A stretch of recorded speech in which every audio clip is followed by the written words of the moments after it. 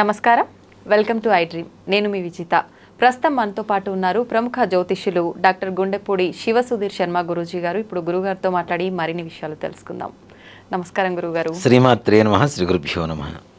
గురుగారు, అక్షయ తృతీయ రాబోతోంది. అక్షయ తృతీయ అనగానే బంగారం షాపులన్నీ కిటకిటలాడిపోతుంటాయి, చూస్తూ ఉంటాం మనందరం కూడా. నా చిన్నతనం నుంచి అందరూ చెప్తుంటారు, ఆ రోజు కనుక బంగారం కొంటే మనం కొన్నదానికి రెట్టింపు అవుతుంది మరో సంవత్సరం అక్షయ తృతీయ వచ్చే వరకు అని. ఇదంతా నిజమే అంటారా, ఒక అపోహ అంటారా గురుగారు? అసలు అక్షయ తృతీయ అంటే లక్ష్మీదేవి పుట్టినరోజు. ఓకే కదా. అక్షయం అంటే ఏంటి? అహ అంటే కానిది, క్షయం అంటే ఎప్పటికీ నాశనం కానిది, వృద్ధి జరిగేటువంటిది అని అర్థం. అందుకని మనం అక్షతలు వేస్తూ ఉంటాం. అక్షతలకి కూడా అదే అర్థం వస్తుంది. అంటే ఎప్పటికీ వినాశనం లేనటువంటి దానిది అక్షయం అంటాం. అంటే వృద్ధి జరుగుతూ ఉంటుంది, ఎప్పటికప్పుడు ప్రొడ్యూస్ అవుతూ ఉంటుంది, దాన్ని అక్షయం అంటాం. అక్షయ తృతీయ రోజున బంగారం కొనాలా వద్దా? అసలు కొంటే ఏం వస్తుంది, కొనకపోతే ఏం వస్తుంది? అసలు ముఖ్యంగా అక్షయ తృతీయ రోజున బంగారం కొనాలి అనుకోవడం అనేది పెద్ద భ్రమ. తిట్టుకోవచ్చు, మగవాళ్ళు చాలా హ్యాపీగా ఫీల్ అవుతారు ఈ మాట వింటే. ఎందుకంటే వాళ్ళకి ఇంట్లో ఈ బాధ ఉండదు కదా, బంగారం కొనాలన్న బాధ ఉండదు కాబట్టి వాళ్ళు హ్యాపీగా ఫీల్ అవుతారు. అంటే 1 గ్రామ్ అయినా కొందాం, 1 గ్రామ్ కొందాం అని చెప్పి వెళ్ళిన వాళ్ళు 1 గ్రామ్తో వెనక్కి వస్తారా? 1 గ్రామ్లో ఏమైనా వస్తుందా? కనీసం 10 గ్రాములు పెట్టాలి. ఇప్పుడున్న పరిస్థితుల్లో బంగారం ధర మరి విపరీతంగా రెక్కలు వచ్చి ఎగురుతూ ఉంది. అంటే రెక్కలు వచ్చినాయి, రేట్లు పెరిగినాయి అని చెప్పి కొనొద్దు అని చెప్పడం లేదు నేను. అసలు అక్షయ తృతీయ రోజున బంగారం కొనాల్సిన అవసరమే లేదు. ఆ రోజున ఏదైతే పుణ్యం చేస్తామో అది అక్షయం కలుగుతుంది అనేది అక్షయ తృతీయకి పరమార్థం. దాన్ని కాస్త ఈ రకంగా మార్చారు. బంగారం కొంటాం పుణ్యమా? లాభం కానీ పుణ్యం కాదు కదా. లాభం వేరు, పుణ్యం వేరు. అంతే, అవునా? వ్యాపారం చేస్తే వచ్చేది లాభం, దేవుడికి పూజ చేస్తే వచ్చేది పుణ్యం. పుణ్యానికి లాభానికి చాలా తేడా ఉంటుంది. కానీ ఇక్కడ ముఖ్యంగా అసలు కలిపురుషుడు ఎక్కడుంటాడు ముఖ్యంగా అంటే బంగారంలో ఉంటాడట. పోయి అక్షయ తృతీయ రోజున కలి అంటేనే పాపం. పాపం పెంపొందించుకోవడానికి ఇంకాస్త మనం ఇంకో స్టెప్ ముందుకేస్తున్నామంటే అది పాపమే కదా, ఇంకా పాపం కదా. కాబట్టి బంగారం కొనటం అనేది అక్షయ తృతీయ రోజున అసలు చెయ్యవద్దు అనేది అసలు అంటే శాస్త్రాల్లో చెప్తోంది. కొనమని ఏ శాస్త్రంలో రాసిందో చూపించమని చెప్పండి ఒక్కళ్ళనైనా. పలానా గ్రంథంలో, పలానా పురాణంలో, పలానా భారతంలో, లేదా పలానా శాస్త్రంలో ఇక్కడ రాసి పెట్టుంది ఈ రోజున బంగారం కొనాలి అని. వంక పెట్టుకొని బంగారం కొనుక్కోండి కాదని చెప్పాను, కానీ దాన్ని ఒక ఆధ్యాత్మికమైనటువంటి కోణంలో తీసుకెళ్తూ ఒక భక్తి అనేటువంటి దాన్ని పక్కదారి పట్టించడం అనేది మాత్రం పాపం అవుతుంది తప్పనిసరిగా. మరి అక్షయ తృతీయ రోజున ఏం చేయాలి మనం? నిజంగా అక్షయ తృతీయ వైశాఖ శుద్ధ తదియ రోజున వస్తుంది మనకి కదా. వైశాఖ మాసంలో ఏ కాలంలో వస్తుంది మనకి? నడి ఎండాకాలం. చూడండి, మామిడి పండ్లు కూడా వైశాఖ మాసం వచ్చిన తర్వాతనే వాటి పరిపక్వత ఎక్కువగా ఉంటుంది. పండు తినడానికి కూడా మంచిగా టేస్టీగా తీయగా ఉంటుంది. అంతవరకు కూడాను వగరగా పులుపుగా ఇట్లా ఉండేటువంటి పండే వస్తూ ఉంటాయి. అంటే నడి ఎండాకాలం, కరెక్ట్గా ఎండలు బాగా భగభగ మండేటువంటి రోజులు. ఈ వైశాఖ మాసంలో తృతీయ రోజున వచ్చేటువంటి ఈ అక్షయ తృతీయ రోజున ఏం చేయాలి అంటే, అవకాశం ఉంటే వెండి పాత్ర, లేదు రాగి పాత్ర, లేదు అది కూడా శక్తి లేదు ఇత్తడి పాత్ర, అసలు ఇవి కూడా కొనలేము, మా దగ్గర డబ్బులు లేవు, మట్టి ముంత అంటాం. కుండలు వేరు, ముంతలు వేరు. చిన్న చిన్న ముంతలు ఉంటాయి కదా, అలాంటి ముంత తీసుకోండి. దానికి శుభ్రంగా చక్కగా గంధం పెట్టి బొట్టు పెట్టండి. ఒక చిన్న కంకణం దారం కట్టండి. లక్ష్మీ అమ్మవారికి ఇంట్లో అష్టోత్తరం పూజ చేసుకోండి. చేసుకున్న తర్వాత దీంట్లో కొద్దిగా బెల్లం, నీళ్లు, యాలుకలు, లవంగాలు, జాజికాయ, జాపత్రి, మిరియాలు ఇట్లాంటివన్నీ కూడా మెత్తగా దంచి పౌడర్ లాగా ఒక పొడిలాగా చేసి దాంట్లో వేసి అమ్మవారికి నివేదన చేయండి. ఇవి నివేదన చేయటం అంటే ఇక్కడ మనం ఇస్తున్నది ఏంటి? పాత్ర కదా, అక్షయ పాత్ర మన ఇంట్లోకి వస్తుంది అనేది ఒక భావన.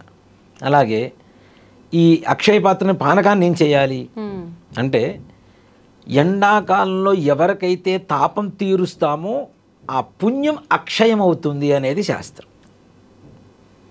ఇవన్నీ పాత్రలు దేనికి వాడతాం? మనం మంచినీళ్ళు తాగడానికి వాడుతుంటాం కదా. అలాంటిది సుగంధ ద్రవ్యాలతో అంటే ఏమవుతుంది, ఇంకా లక్ష్మీప్రదమైనటువంటి ఒక సుగంధపరమైనటువంటి ఒక నీళ్ళలాగా తయారవుతుంది. దీనిని ఒక వస్త్రం, ఒక యజ్ఞోపవీతం, ఒక విభూది, విభూతి ప్యాకెట్ కావచ్చు, లేదంటే విభూతి పండు ఇట్లా దొరుకుతుంటుంది మనకి, గడ్డ లాంటిది, అదైనా కావచ్చు.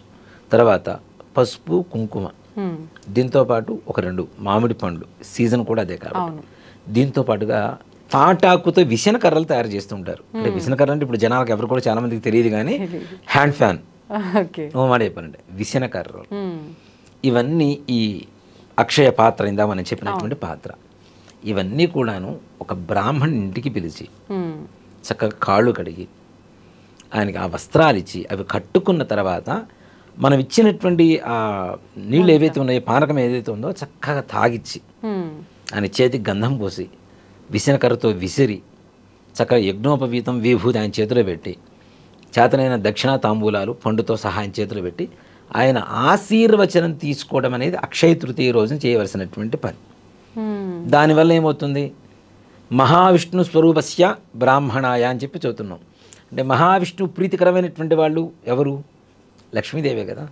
లక్ష్మీదేవి అనుగ్రహం కలగటానికి, మన ఇంట్లో లక్ష్మీ అక్షయం అవ్వటానికి, మనం చేసినటువంటి పుణ్యం అక్షయం అవ్వటానికి అక్షయ తృతీయ రోజున చేయదగినటువంటి కార్యక్రమం ఇది. అసలు లక్ష్మీదేవికి పూజ చేసుకోమని చెప్పారు, కానీ బంగారు పూలతో చేయండి, బంగారం కొనుక్కొచ్చుకొని ఇంట్లో పెట్టుకోండి.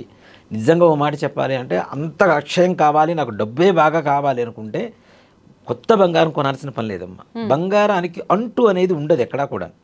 చూడండి, ఇప్పుడు మన చేతికి ఉంగరాలు పెట్టుకుంటాం, ఏదైనా తింటూ ఉంటాం, కానీ ఇక్కడ దేవుళ్ళు ఉంటారు కదా. అలానే వెండి కంచంలో అన్నం తినేవాళ్ళు ఉంటారు ప్రతిరోజు కూడా. దాంట్లో మధ్యలో చిన్న బంగారు పువ్వు ఉంటుంది, చిన్న పువ్వు ఉంటుంది. ఆ బంగారు పువ్వు లేకుండా వెండి కంచంలో తింటే ఒకళ్ళు మాత్రమే తినాలి, ఆ కంచంలో రెండో వాళ్ళు తినకూడదు. ఆ బంగారు పుష్పం ఉంటే, ఇవాళ ఒక ఇంటి యజమాని తిన్నాడు, దాన్ని ప్రక్షాళన చేసి ఇంటికి పీఠాధిపతులు ఎవరన్నా వచ్చినా దాంట్లో వాళ్ళకు కూడా భోజనం పెట్టవచ్చు, ఆ బంగారు పుష్పం ఉండడం కారణం చేత. దీంట్లో ఇంకొక సైంటిఫిక్ రీజన్ కూడా ఏంటి అంటే, బంగారు పుష్పం ఆ కంచంలో ప్లేట్లో ఉండడం వల్ల వేడి వేడి అన్నం పెడతాం. అన్నం పెట్టినప్పుడు ఏమవుతుంది, బంగారం లైట్గా కరుగుతుంది, అవునా. శరీర ఛాయ తెల్లగా ఉంటారు. అలానే లోపల ఉండేటువంటి ధాతు పుష్టి పెరుగుతుంది, ఆరోగ్యం పెరుగుతుంది, డైజెషన్ సిస్టమ్ బాగుపడుతుంది. వీటన్నిటికీ కారణమవుతుంది ఆ పుష్పం ఉండడం చేత. కాబట్టి బంగారానికి ఎక్కడా కూడా అంటు లేదు కదా. కాబట్టి పాత బంగారం ఏదైతే నగలు కానీ చిన్నవి ఏమున్నా సరే తీసుకొచ్చి శుభ్రంగా కడిగి, కలశానికి, అమ్మవారి కలశం పెట్టుకుంటాం కదా లక్ష్మీదేవికి, ఆ కలశానికి అలంకరించి లక్ష్మీదేవి అష్టోత్తరం పూజ చేసుకొని హాయిగా అమ్మవారికి పాయసం నివేదన పెట్టి, ఇందాక మనం చెప్పినటువంటి పానకం నివేదన పెట్టి, హారతి ఇచ్చి మంత్రపుష్పం చెప్పుకొని అప్పుడు ఈ యొక్క బ్రాహ్మణ్ణి పిలిచి దానం ఇవ్వడం. లేదు ఇంటికి పిలిచే శక్తి లేదు, ఏదైనా దేవాలయాల్లో బ్రాహ్మణులు ఉంటారు, దేవాలయానికి వెళ్ళి చక్కగా ఆ ముంతగా అనేది ఏదైతే అది మీ శక్తి కొలది, ఇత్తడ, రాగా, వెండ, మట్టె ఏదైనా పర్లా, ఏదో ఒకటి వారి చేతికి ఇచ్చేసి వారిని తాగమని చెప్పండి మీ ఎదురుగా. తాగిన తర్వాత విసనకరతో విసరండి, కొద్దిగా విసిరి ఆ పండు, తాంబూలం, వస్త్రం ఆయన చేతికి ఇచ్చేసి నమస్కారం చేసుకొని రండి. లక్ష్మీదేవి పరిపూర్ణమైనటువంటి అనుగ్రహాన్ని కలుగజేసి మీ ఇంట్లో పుణ్యం, ధనం, ఐశ్వర్యం అన్నీ కూడా అక్షయం అవుతూ కూడాను వృద్ధి జరగడానికి ఉపయోగపడుతుంది. ఇది అక్షయ తృతీయ అంటే. ఓకే, చేయాల్సింది ఇలాంటి కార్యక్రమాలు, ఇలాంటి పనులు అయితే ఇదంతా వేరుమారుగా మార్చేశారు. అసలు ఎక్కడ మారిపోయిందో, ఎప్పుడు మారిపోయిందో కూడా తెలియకుండా మార్పు చాలా బీభత్సంగా జరిగిపోయింది గురువుగారు. అదొక సంప్రదాయంలాగా తయారైంది. అవునవును. అయితే బంగారం దానం చెయ్యాలి అని కూడా అంటుంటారు కదా గురువుగారు, అది కూడా అవసరం లేదా? బంగారం దానం చేయాలంటే ఈ రోజుల్లో బంగారం దానం చేయమంటే అంటే బంగారం కొనొద్దు అని భర్తల్ని చెప్పిన, అంటే ఆడవాళ్ళకి చెప్తున్నప్పుడు మగవాళ్ళు హ్యాపీగా ఫీల్ అవుతున్నారు. అదే దానం చేయమంటే ఇద్దరు కోపడతారు. దీనికి వచ్చిన బాధ.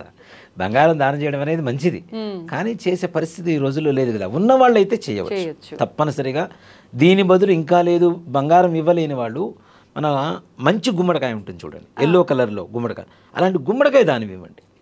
అది కూడా బంగారంతో సమానమే.